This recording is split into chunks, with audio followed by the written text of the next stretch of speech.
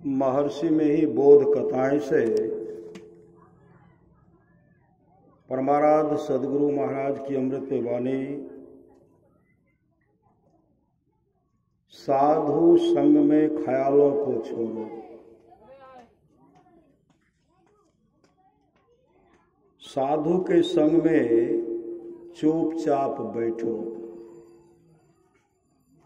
जो सत्संग है उनको तो चुपचाप बैठना ही चाहिए, जो अगल बगल में है उनको क्या करना चाहिए? दुकानदारी करना चाहिए, उनको भी बैठना चाहिए, उनको भी सुनना चाहिए। क्योंकि गुरु महाराज की वाणी है, जिसके आसपास में सत्संग हो वहां के लोग घर में बैठे रहे, सत्संग में नहीं आवे नहीं जाए तो समझिए ऐसे लोगों का भाग संस्कार बहुत गिरा हो। ऐसे लोगों का भाग संस्कार बहुत गिरा हो। कहते हैं साधु संग में ख्यालों को छोड़ो। साधु के संग में चुपचाप बैठो। साधु की ओर ख्याल लगाकर रखो। अब बहुत आदमी को देखिएगा, सत्संग हो रहा, झगड़ा शुरू कर देंगे, गप शुरू कर देंगे। सत्संग हो रहा, गप शुरू, झगड़ा शुरू, तो समझिए कलयुग आ गया है। कलयुग का रूप नहीं है, रूप है कि समाज के लोग, लेकिन उनमें कलयुग प्रवेश हो गया तो समझिए गप शुरू, झगड़ा शुरू, हिसाब किताब शुरू, हल्ला गुल्ला शुरू। तो वही कहते हैं साधु के संग में चुपचाप बैठो। साधु की ओर ख्याल लगा करके रखो। साधु की ओर ख्याल लगा करके रखो तो साधु का प्रभाव पड़ेगा। श्री रामकृष्ण परमहंस जी गीत गाते थे और रानी रासमणी मन ही मन मुकदमे का ख्याल कर रही थी। रानी रासमणी मने मन मुकदमे की बात कर रहे थे। मने मने बैठते तो मन में हो रहा कुछ से कुछ। और स्वामी रामकृष्ण परमहंस जी महाराज गीत गाते थे और रानी रासमणी मन ही मन मुकदमे का ख्याल कर रहे थे। परमहंस जी ने उसको एक थप्पड़ लगा, एक थप्पड़। बिचे रानी है, रामकृष्ण परमहंस जी महाराज थप्पड़ लगा दिए। एक थप्पड़ लगाया और कहा मुझे गीत गाने कहती हो और तुम मुकदमे की बात सोचती हो। नानक साहब को मुसलमानों ने कहा कि तुम नमाज नहीं पढ़ते हो, तुम नमाज नहीं पढ़ते हो, नमाज पढ़ने चलो। गुरु नानक देव जी मस्जिद में गए, सब कोई नमाज पढ़ने लगे और ये बैठे रहे।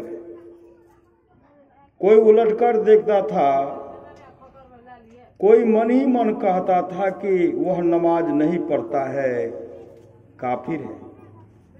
और जो नवाब था वह मन ही मन काबुल में घोड़े का मोल करता था। नमाज पढ़ रहा था और काबुल में घोड़े का मोल करता था।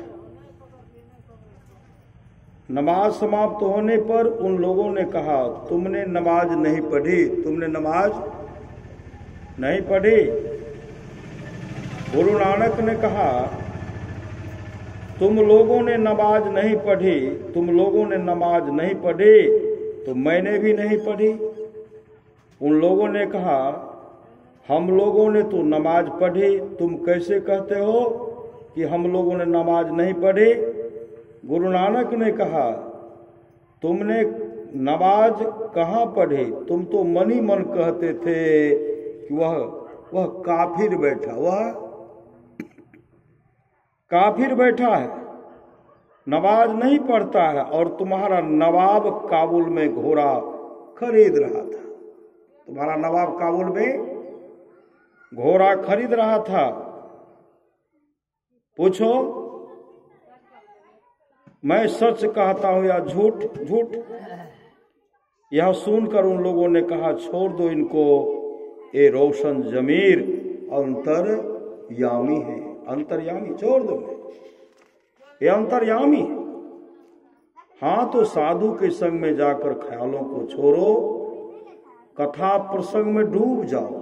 कथा प्रसंग में डूब जाओ। गुरुपद पंकज सेवा तीसरी भगति माने, चौथी भगति मम गुण गनो करे कपट तजिगान। जैसे छत्रपति शिवाजी समर्थ रामदास जी की सेवा करते थे, वैसे ही अमान होकर शालिग्राम राय बहादुर अपने गुरु की सेवा क्या करते थे।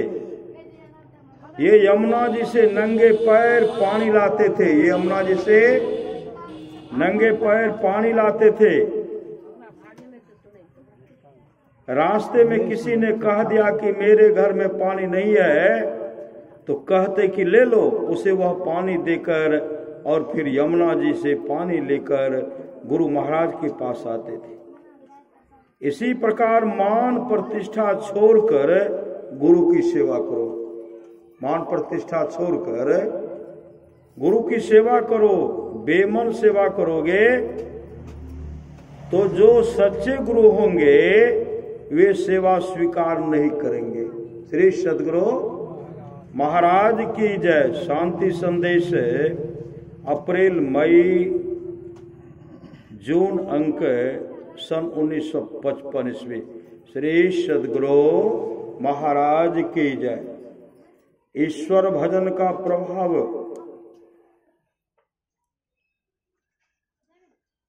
नीच से नीच वर्ण के लोगों में भी अध्यात्म पुरुष हुए और ऊंच से उच्च वर्ण के लोगों में भी नीच वर्ण के लोगों ने नीच से नीच वर्ण के लोगों में भी अध्यात्म पुरुष हुए और ऊंच से ऊंच वर्ण के लोगों में भी। नीच वर्ण के लोगों ने भी नीच से नीच कर्म किए और ऊंच से ऊंच वर्ण के लोगों ने भी। वाल्मीकि पहले रत्नाकर कहलाते थे। वे ब्राह्मण के पुत्र थे। वे ब्राह्मण के पुत्र थे, लेकिन संग दोष से बटमार लुटेरे हो गए थे। वे लोगों का धन हरण करते थे, लोगों को मार डालते थे। एक दिन नारद जी उस रास्ते से जा रहे थे। उनको भी रत्नाकर ने मारना चाहा। नारद जी ने समझाया कि तुम जो ऐसा नीच काम करते हो, इसका जो फल है उसका कोई भागी है। रत्नाकर ने कहा कि मेरे माता पिता और स्त्री पुत्र भागी हैं। नारद जी ने कहा कि उन लोगों से तुम पूछा। रत्नाकर ने कहा कि हाँ मैं पूछने जाऊं और तुम फांकी देकर भाग जाओ तब। नारद जी ने कहा तुम मुझे वृक्ष से बांध कर रखो और परिवार के लोगों से पूछाओ। रत्नाकर ने वैसा ही किया। रत्नाकर ने वैसा ही किया। रत्नाकर ने अपने घर पर पहुंचकर माता पिता पत्नी और पुत्र से पूछा कि आप लोगों के भरण पोषण करने में जो मुझे पाप कर्म करना पड़ता है, उस कर्म के भागी आप लोग होंगे। परिवार के लोगों ने कहा कि हम लोग पाप कर्म के भागी क्यों बनेंगे, आपका पाप आप जानिए। यह उत्तर सुनते ही उनके मन में चोट लगी और उनको ज्ञान हुआ।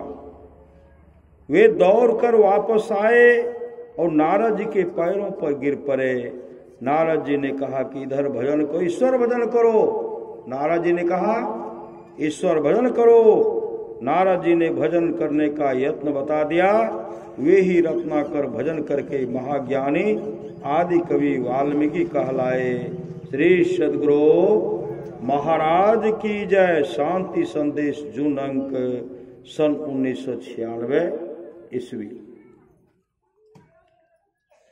स्वर्ग नरक भी हैं, स्वर्ग नरक भी हैं। ईश्वर और जीवात्मा दोनों हैं। मरोगे तो जीवात्मा अवश्य रहेगा, पाप करोगे तो शरीर छूटने पर नरक देखना पड़ेगा। युधिष्ठिर जरा सा झूठ बोले थे, उन्हें नरक देखना पड़ा था। यहाँ आप देखते हैं कि कोई बच्चा जन्म लेता है तो हिष्ट पुष्ट होता है, और कोई बच्चा दुबला पतला तथा रोग लिए हुए जन्मता है। कोई धनिक यहाँ जन्म लेता है तो कोई निर्धन के यहाँ ऐसा क्यों होता है? इसके लिए पूर्व जन्म का संस्कार मानना पड़ेगा। पूर्व जन्म के कोई दानी पुण्यात्मा होंगे, इसीलिए श्रीमान के यहाँ जन्म लेकर वे बचपन से ही सुखी रहते। पाप कर्म का भी फल मिलता है, किसी को तो इसी जन्म में उसका फल मिल जाता है। सिकलीगढ़, धारहरा, पूर्णिया, बिहार में एक अंग्रेज रहता था। वह मनुष्य को मनुष्य नहीं समझता था, पशु समझता था। बड़ा बदमाश था, लोगों को बहुत सताता था। कुछ दिनों के बाद वह पागल हो गया। भीख मांगकर उसने खाया, उसे राजदंड हुआ। पुलिस उसको खूब पीटती थी। उसी से चाबी लेकर उसी का धन खोल खोल कर लेती थी। ईश्वर को मानिए, उसमें विश्वास कीजिए। स्वर्ग नरक हैं, इसको भी मानिए। कर्म फल के अनुसार नरक स्वर्ग और सुख दुख भोगना ही पड़ेगा। संसार में तो सुख है ही नहीं। श्री सद्गुरु महाराज की जय। शांति संदेश सितंबर अंक सन 1994 ईस्वी। श्री सद्गुरु महाराज की जय।